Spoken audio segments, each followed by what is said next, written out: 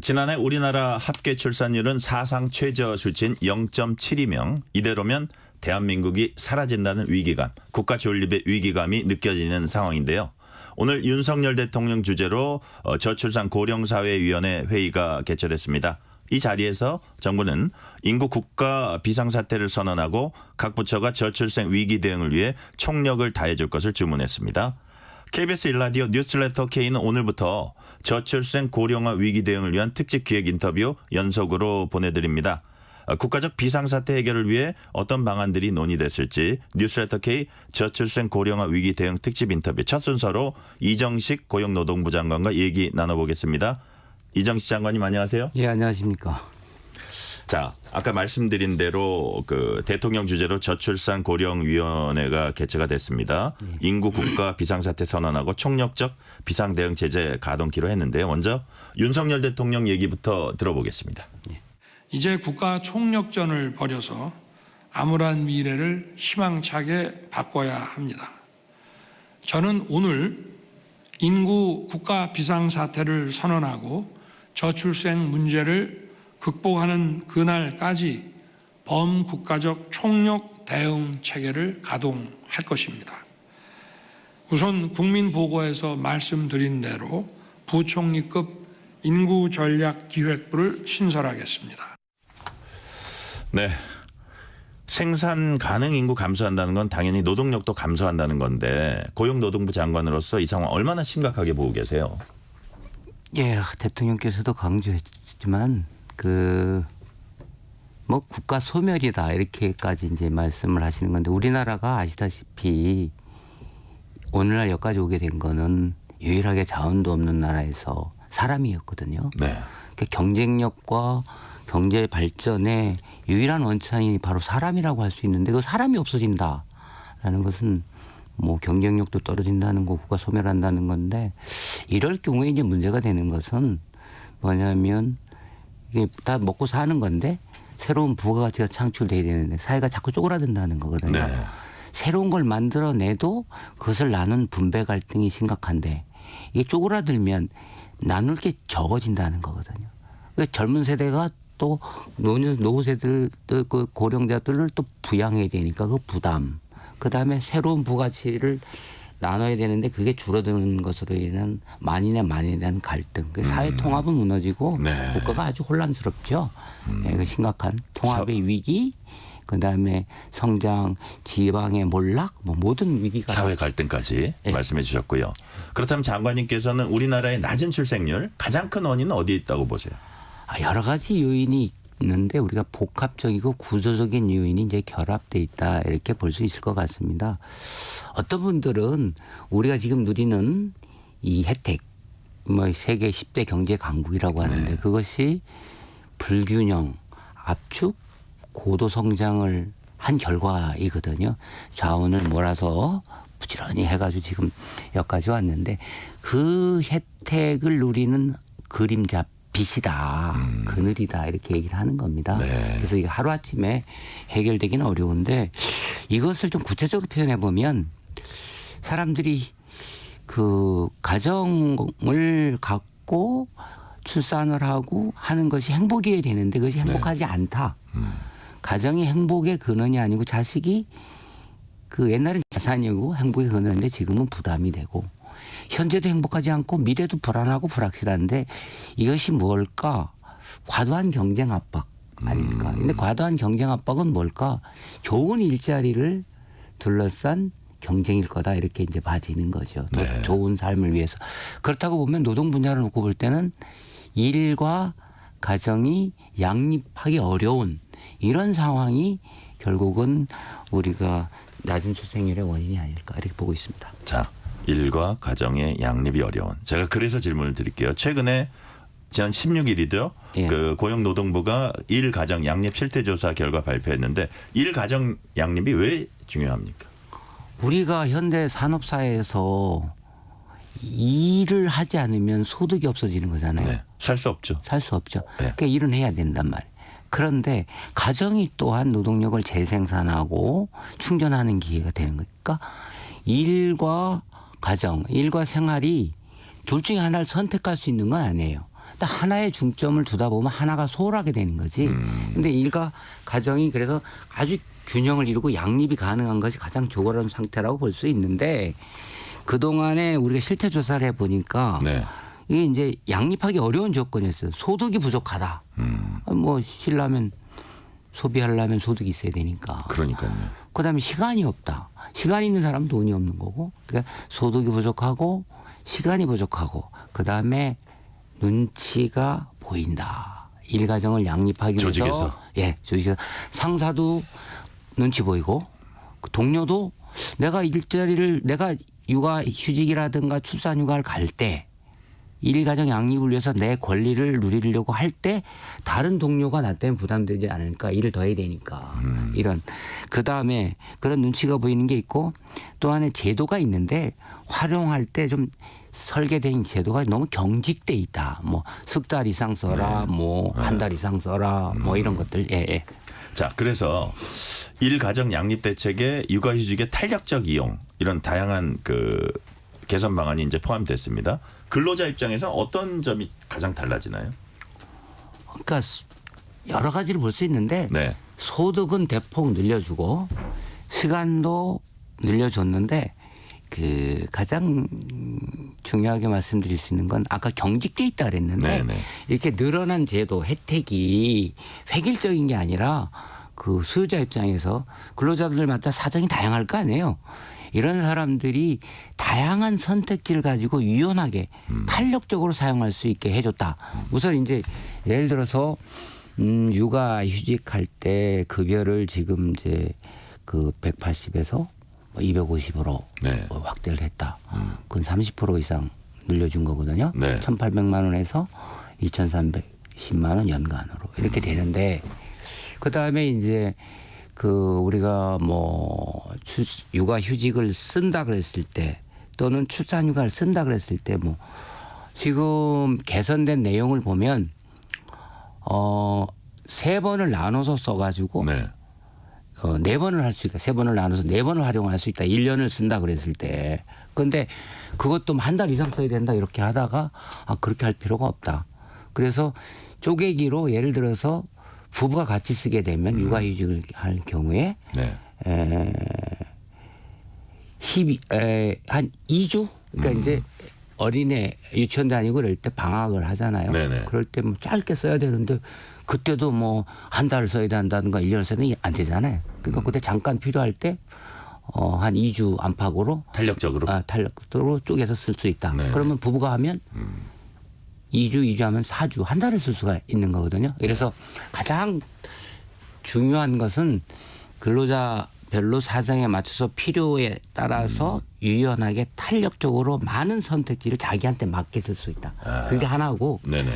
저희가 슬로건이 부부가 다 함께 더 많이 더 쉽게 쓰자는 슬로건 그런 기조를 가지고 한 건데 또 하나는 그렇게 해놨지만 이제 눈치를 볼 수가 있는데 신청을 출산휴가를 가고 출산휴가는 되게 가잖아요. 네. 근데 출산휴가를 갔다 온 다음에 또 육아휴직을 가겠어요. 이렇게 하면 부담 눈치 보이는 거거든요. 근데 그런 일들이 없도록 출산휴가와 육아휴직을 동시에 통합해서 신청을 출산, 육아. 그러니까 한 달 전에 네. 서면으로 신청을 하면 사용자가 14일 이내에 그 가라 이렇게 해야 되고 답이 없으면 그냥 자동으로 가는 거. 그래서 네. 눈치 안 보고 갈 수 있게 돼 있다. 그다음에 시간과 소득은 대폭 늘어났다. 그런데 사정에 맞게 유연하게 다양한 메뉴를 골라서 그 하이브리드처럼 할 수 있다. 해서 출산휴가, 휴직, 육아기에 임신, 출산, 육아기에 근로시간 단축, 시차, 출퇴근 모든 것들을 다 섞어서 할 수 있다. 예. 자, 그러니까 이제 개인 입장에서 눈치 얘기하셨는데 회사 입장에서 보면 이걸 이제 운영을 하려 그러다 보면 좀 부담도 될 거예요. 그래서 혹시 기업이나 사업주 지원하기 위한 방안 이런 것도 있나요? 지금 또 하나 중점은 네. 이제 근로자를 위해서는 그렇지만 중소기업들 사실 대기업이나 공공기관은 뭐 혜택을 좀 누릴 수 있고 그런데 격차가 더 커질 수가 있어요. 네. 중소기업 사장님들 말씀 들으면 오늘도 뭐 회의에서 나왔지만 대체 인력 빈자리를 메울 수 있는 네. 뭐 1년이나 또는 출산휴가 가거나 육아기계 근로시간을 단축하는데 그럴 경우에 그 능력이 있는 딱 맞는 사람을 구하기도 어렵고 그다음에 그게 비용 부담이 된다는 거죠. 그래서 저희가 중소기업에 대해서는 그 대체 인력을 쓰는 경우에 현재 80만 원 네. 주는 것을 월 80만 원 주는 것을 이제 120만 원까지 대체 인력 그 지원금을 주고 그다음에 동료가 사람을 새로 쓰진 않더라도 동료가 업무를 나눠서 할 수 있거든요. 그게 사실은 내가 갈 때 또 남이 해주면 되니까 네, 그런 그 거죠. 개념으로 해야 돼요. 그렇죠. 그게 네. 이제 그게 바로 좋은 상생과 연대의 직장 문화가 될 수 있는 거죠. 그래서 동료가 갔어. 부담 없이 갔다 와라. 네. 그러면 내가 그 대신 일을 좀 해주는 거예요. 나는 그 대신 저는 신나게 할 것 같아요. 신나게 내가 가기 위해서. 그렇죠. 예. 그래서 내 권리 보장을 위해서 남의 권리를 또 보장해주고 그걸 우리가 축하해주고 해야 되거든. 그러니까요. 부담 없이 갈 수 있어요. 그러면 자기가 자기 권리 주장할 때 권리를 실현할 때는 자기도 편하게 갈 수 있는데 그 월 우리가 20만 원을 예. 그 동료가 업무를 이렇게 분담해주면 또 지원을 해줍니다. 자, 곽원영 씨가 이런 문자 주셨어요. 예. 제가 60대 초반인데요. 60대. 우리 젊을 때만 해도 3년 모아 결혼, 5년 모아 집 등등 인생 계획이 있었습니다. 지금 젊은이들은 대부분 이런 꿈꾸기가 어려운 것 같아요. 좀 달라진 것 같아요. 더 팍팍해진 것 같아요. 그렇죠. 예, 그것도 저출생의 원인인 것 같고 이렇게 지금 뭐 헬조선이니 이런 얘기까지 나오는데 참 옛날에는 좀 여유라는 게 못 살아도 여유는 있었는데 지금 잘 살아도 왜 이렇게 여유가 없어요? 그게 예. 아까도 말씀드렸지만 이제 과도한 경쟁 이게 이제 글로벌 경쟁이 격화되잖아요. 예, 예. 그 옛날에 이제 경쟁이 그렇게 좀 덜 심했다는 거죠. 이게 뭐 예를 들어서 출산을 하려면 결혼을 해야 되잖아요. 근데 결혼을 하려면 네, 뭐 사람들이 기본 전제로서 뭐 번듯한 일자리를 가져야 된다고 생각하죠. 그러니까요. 그런데 대학교 전부 가고 그다음에 일자리 없으면 또 일자리 구하기 위해서 대학원도 가고 그래서 우리 옛날에는 빨리빨리 그 결혼도 하고 뭐 빨리빨리라고 해봐야 뭐 20대 뭐 이렇게 됐겠지만 지금은 뭐 30대 중후반 돼가지고 그래서 결혼도 안 하거나 늦게 하거나 또 늦게 해도 애도 안 난다. 그러니까요. 이 결국은 일자리를 둘러싼 좋은 일자리를 둘러싼 경쟁이다. 그렇게 보시는 거죠? 대부분. 0419님 문자 잠시 소개하고 다음 질문으로 넘어가겠습니다. 출산은 여성 몫이고 남편은 아내가 뭐하든 신경 안 쓰는 현실이 계속되는 한 저출생 개선은 힘들 것 같아요. 이게 남편들이 좀 반성해야 될 부분인 것 같고요. 아까 이제 글로벌 경쟁 장관님이 말씀하셨는데 그래서 이번 질문은 국제로 가봅니다. 한국이 2003년 이후 21년 만에 국제노동기구 ILO 이사회 의장국을 맡게 됐습니다. 제351차 ILO 이사회에서 윤성덕 주 제네바 대사가 의장으로 선출됐습니다. ILO 이사회 의장국 어떤 의미입니까? 예, 그 좋은 말씀 주셨는데 그 전에 아까 저기 네. 아내가 예. 엄마가 그 얘기 잠깐 하고 가실래요? 예, 독박 육아를 하는 한 이게 뭐 저출산 문제를 해결하기 어렵다는 말씀 공감을 해요. 그래서 저희 이번에 정책 기조가 첫 번째가 네. 부모가 다 함께 해야 됩니다. 부모가 다 함께. 그러니까 예. 엄마만 해서는 안 되는 거죠. 그래서 엄마와 아빠가 함께 쓸 경우에는 많은 메리트를 주는 거예요. 그래서 그 부모가 함께 3개월 이상 육아휴직을 쓰면 1년에서 1년 6개월로 더 오. 혜택을 주는 예. 그리고 그 옛날에 6+6 제도라든가 뭐 이런 다양한 것들이 아빠들도 갈 수 있게 하고 그리고 출산 시기에 그 출산 휴가도 그 20일을 주는 거거든요. 네. 20일을 주면 애를 그 처음 낳았을 때 가장 중요한 시기일 때 한 달을 아빠도 애들하고 같이 있을 수 있다는 거거든요. 그래서 그러니까요. 독박을 없애고 부모가 함께하는 게 이번에 중점을 뒀다라고 말씀드리고 싶고요. 네. 그다음에 21년 만에 이제 ILO 이사회 의장국이 됐다는 건데 이사회가 이제 ILO 그 사무국 뭐 우리가 보통 사무총장이 최고 책임자인데 이것을 감독하고 중요한 의사결정을 하는 거거든요. 네네. 그런 게 이사회인데 이사회의 의장을 맡는다는 거죠. 이제 1년 임기인데 3월, 6월, 10월 세 번 이사회를 하게 됩니다. 그러면 현재 세계적으로 그 중요하게 공통 화두가 되고 있는 게 우선 고령화 문제, 네. 그다음에 차별과 격차의 문제, 좋은 일자리 문제, 사회적 대화 문제 이런 거 관련해서 노사 정 간에도 의견이 다르고 국가 간에도 뭐 선진국가 뭐 그 좀 소득이 낮은 국가 간에도 첨예하게 이해가 대립되고 있습니다. 이럴 때 이제 그 사무국인 아예로 사무국이 그 예산과 사업 계획을 편성할 때 이런 각국 간의 이해를 조율을 해서 네. 의제를 설정하고 그 정책 방향을 설정해 주는 역할을 하는 거죠. 그래서 우리나라가 이번에 이제 후일담을 들어보면 영국이라든가 많은 나라에서 한국이 경제 규모도 커졌고 뭐 노사관계라든가 갈등 관리 이런 모든 경험들이 있어서 좀 선진국 한국 같은 데서 좀 맡았으면 좋겠다라는 요청들이 많았다고 제가 전해 들었는데 한국이 이제 이사회 의장국이 된 만큼 글로벌 그 아까 고령화라든가 차별, 사회적 대화, 좋은 일자리 이런 문제, 기후기, 디지털 전환, 산업장까지 포함해서 주도적이면서 모범적인 역할을 해야 될 책무가 주어졌다 이렇게 볼 수 있겠습니다. 예. 장관님께서는 윤석열 정부 노동개혁이 국제적 인정을 받은 거다 이렇게 평가도 하셨는데 노동계 반응은 좀 부정적입니다. 뭐라 그랬냐면 한국노총은 의장국이라는 위상과 명예에 부끄러운 수준이 아닌지 돌아보고 노조법 제2, 3조 개정 등 노동권을 바로 세워달라 이렇게 논평을 했고요. 민주노총은 노동 약자와 미래 세대를 위한다는 말로 도리어 노조를 탄압하는 이중적 행태를 멈춰야 한다 이런 지적을 했습니다. 여기에 대해서는 어떤 말씀 주시겠어요? 이번에 총회에서 제 연설하면서도 네. 노동조합 기왕에 있는 법에 의해서 보호를 받고 있지 못하는 네. 그러니까 노동조합 조직률이 현재 뭐 10% 13%니까 나머지는 정치적 목소리도 못 내고 노사가 자율적으로 자기들 문제를 가지고 합의도 못하고 제도적으로는 완벽하게 보장이 돼 있는데 못한단 말이에요. 네네. 이럴 경우에 저희가 그 미조직 또는 취약 계층 노동자를 위해서 두텁게 보호하는 것이 좋은 일자리 창출 통한 지속 가능한 노동시장과 더불어서 노동개혁의 핵심 네. 그 목표 중에 하나다.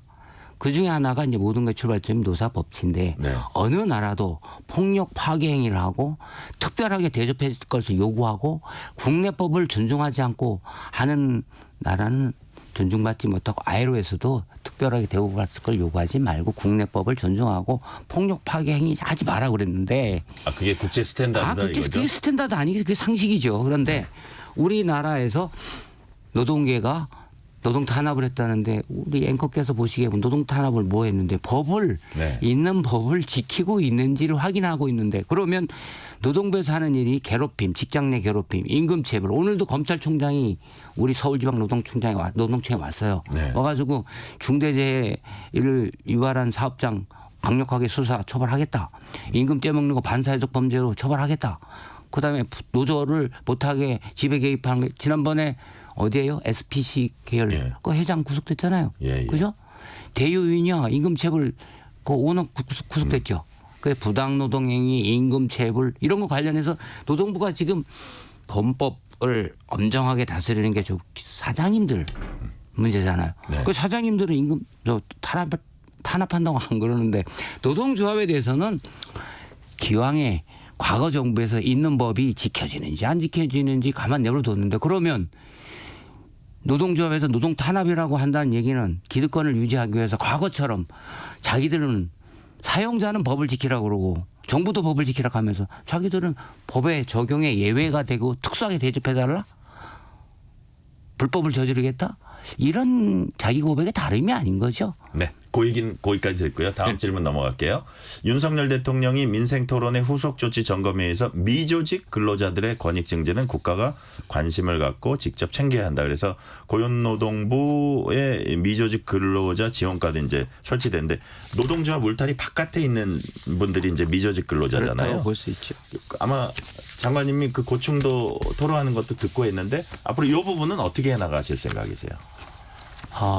굉장히 중요한 건데 네. 노동조합이 예를 들어서 외국처럼 연대의식을 가지고 기업을 뛰어넘어서 공장의 울타리를 뛰어넘어서 약자들도 자기들이 두텁게 보호해 줬으면 좋은데 우리나라는 이게 쉽지 않아요. 네. 그래서 이제 노동조합에서는 뭐 산별노조를 법으로 강제해달라. 근데 이게 이제 쉽지 않은 거고 사용자도 그렇게 하면 좋겠다 가야 자율적으로 가야 되는 거지. 사사건건 법으로 해달라는 건 안 되는데 현재 우리가 아이로 기본 협약을 2021년 문재인 정부 때 비준을 했고 네. 비준을 하기 위해서는 국내법을 거기에 맞게 그 결사의 자유라든가 단결권 뭐 단체 교섭권 이런 것들 보장을 해줘야 되는 거거든요. 네네. 그래서 이제 법을 바꿨어요. 그래서 다양한 방식으로 노동조합을 결성하거나 가입할 수 있고 또 약자를 보호할 수 있는 조건이 만들어졌는데 그럼에도 불구하고 노동조합 조직률은 13% 맥시멈을 쳤어요. 그럼 나머지 87%는 자기들 목소리를 못 낸다는 거거든요. 네네. 네? 그리고 법으로 노동조합에 자유롭게 가입하고 결성할 수 있음에도 불구하고 많은 87%에 해당하는 분들이 네. 노동조합의 혜택 보호를 받지 못하거나 그 노동관계법의 보호를 받지 못하다. 이거는 국가가 해줘야 되는 역할이다. 그래서 네네. 기왕에 법에 보호를 받을 수 있음에도 불구하고 정부가 강제로 뭐 노조 가입하라고 할 수는 없는 거 네네. 아니겠어요. 그건 알아서 하는 것이지. 정부 차원에서 할 수 있는 걸 해준다. 그다음에 기왕에 있는 법. 네. 의 보호를 받지 못하는 새로운 고용 형태 일하는 방식이 나타나고 있는데 이걸 또 새로운 뭐 노동법이라든가 뭐 일하는 사람을 위한 모든 법 이런 것들과 관련 이게 국회에서 논의가 있지만 이것도 지금 법을 만드는 시간이 걸리고 사회적으로 공감대 형성이 필요한 부분인데 그때까지 네. 지금 법의 보호를 받지 못하거나 조직의 보호를 받지 못하는 목소리를 못 내는 부분들을 위해서는 정부가 나서서 구체적으로 이분들의 애로를 해결해야 된다. 그래서 지난 6월 10일 날 미조직 근로자 지원과도 만들었고 네. 그다음에 전국의 6군데의 근로자 이음센터도 만들어서 그러니까 이분들이 전통적으로 노동계에서 주장하는 게 전부 다 노동자로 해가지고 근로기준법에 적용을 받고 전부 노조를 만들게 해달라는 건데 그건 어느 나라도 가능한 게 아니거든요. 스스로 선택하는 거고 정부는 그런 조건들을 만들어주는 거지. 그래서 이런 분들이 근로자냐 아니냐를 판단하고 사용자가 누구가 책임을 져야 되고 무슨 의무를 져야 되고 네. 그렇지 않으면 처벌받는 이런 방식을 떠나서 아까 말씀드린 대로 새로운 고용 형태, 새로운 그다음에 기존의 그 법에 의해서 보호를 받을 수 있지만 조직으로 그 담아내지 못하는 이런 분들은 직접적으로 근로자상 여부 관계없이 사용자가 누군지 관계없이 보호를 정부가 하는데 뭘 보호해 주냐? 모든 계약 관계에 있어서 기본이 공정한 계약을 해야 되는 거고 네네. 그다음에 정당한 보호 생활을 해야 되는 거고 그다음에 분쟁이 발생했을 때 분쟁을 합리적으로 신속하게 처리를 해줘야 되는 거예요. 그다음에 그분들이 자조적으로 단결할 수 있게끔 해주는 거고 그런 법률적인 근거를 만들어주는 겁니다. 네.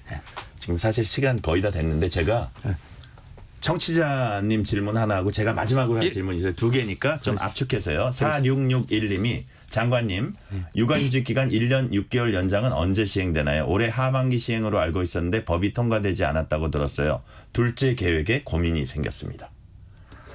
1년 6개월 연장 법안 육아휴직. 1년 6개월 연장 법안이 지금 저희가 곧바로 예. 그 지난 국회에서 여야가 공감대를 형성한 모성보호 3법이 있는데 네. 통과가 안 됐거든요. 예. 그래서 저희가 바로 지금 법 개정안을 내는 절차를 밟고 있고요. 예산은 이미 다 편성돼 있기 때문에 그렇군요. 7월부터 그러기 때문에 아기 둘째 낳으셔도 됩니까? 예. 그래서 예. 여야가 아마 그 부분 해결할 걸로. 네. 마지막 질문 드릴게요. 관련되는 거죠.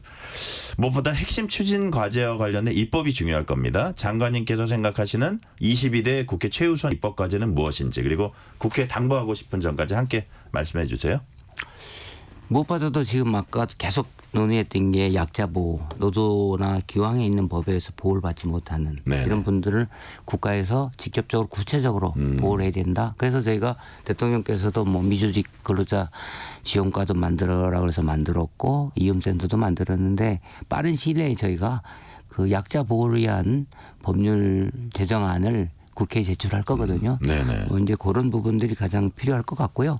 오늘 뭐 국가 위기 사태를 선포했는데 가장 빨리 모성보호 3법 이게 그 통과돼서 방금 전에 말씀하신 분처럼 다둥이 둘째 셋째 낳을 수 있도록 네. 저희들이 해드려야 된다고 생각합니다. 4661님 둘째 낳으셔도 된다고 저기 우리 장관님이 말씀하셨습니다. 여기까지 말씀 듣겠습니다. 뉴스레터 K가 준비한 저출생 고령화 위기 대응 특집 인터뷰 첫 순서 이정식 고용노동부 장관이었습니다. 장관님 감사합니다. 예, 감사합니다. 실시간 교통 상황 알아보겠습니다. 교통정보센터 김민희 리포터 나와